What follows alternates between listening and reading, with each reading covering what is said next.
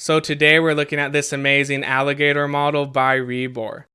This is the Downpour version. They also have a basking version that has a really dry look, like he's been out in the sun, but I really just love the wet look, so I had to go with this one.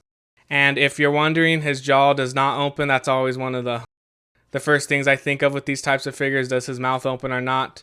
This one does not, but it looks great. Look at all that detail there, all that darker coloring filling in all those little lines and shapes, and then the teeth look very nicely done also. They're all individually sculpted. You can actually fill each one on there. And his eyes here are all black. You can see a little bit of that lighter kind of tannish color there around the eye, and there's like a little streak going down there.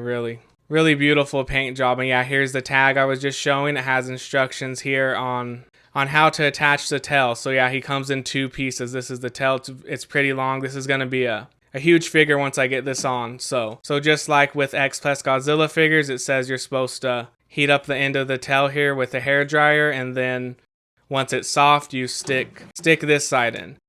So we're going to do that right now. But yeah, this tag is just held on by this stretchy string, so you could easily take it off and then put it back on if you ever wanted to. But now it's off. Let's get that tail on.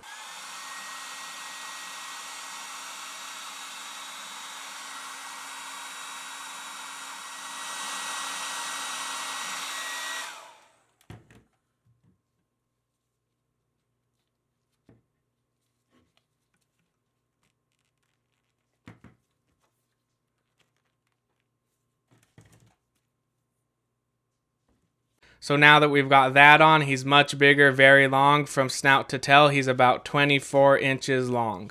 And now let's look at the rest of his amazing details. Look at that. On his back, he's got this really nicely sculpted armor plating going all the way down, continuing down the tail. It's got a really nice wet look to it, dark coloring. Then on the side, you can see it changes from those big giant plates to these smaller little scaly bumps. They look really nice. And then as we go further down, there's some green markings here, and we can see the color is getting a little bit lighter. Then if we go all the way down to his underside, we can see it's this really nice tan color with a beautiful paint job there too. All those lines are with that dark coloring in between all the scaling.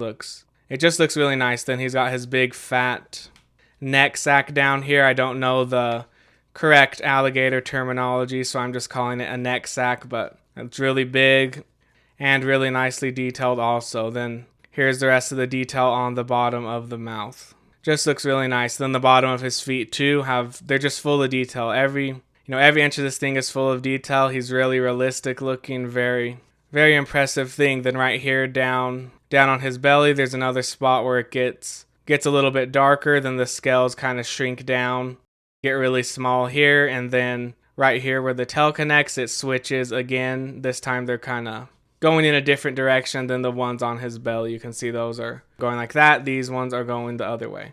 And yeah, really nice paint job there. It's darker here. Then as we go even further down the tail, it just gets lighter. It looks really nice. Then on the side of the tail, there's some more of those green markings, and the rest of it is just this dark wet look. Looks really amazing. Let's look at his back legs now. So they blend in really well. It really transitions from that color on the body to the leg. It looks really natural, pretty natural how it blends in. Then we can see the outside of the leg is like the dark color, then the inside is the tan color, same as the belly. And then on his feet, we can see his claws right here. And I never knew that alligators didn't have claws on all their toes. I thought, when I first saw this, I thought maybe something was wrong with it, but I looked it up, and yeah, they don't have the claws on every single toe. So the only thing I don't like about this whole figure has to be these front legs here. How you can see, it's like really dark here. It doesn't really blend in. The transition from the body to the front legs does not blend in nearly as well as the back legs. I'm guessing during production, these legs are painted separately and probably hooked right into there. So I guess they didn't quite match it perfectly, and it does stand out if you focus on it too much. But overall, I just love the figure. Really nicely done, full of detail everywhere. The quality of this one is definitely high enough for me. He looks He just looks beautiful. Look at this beast.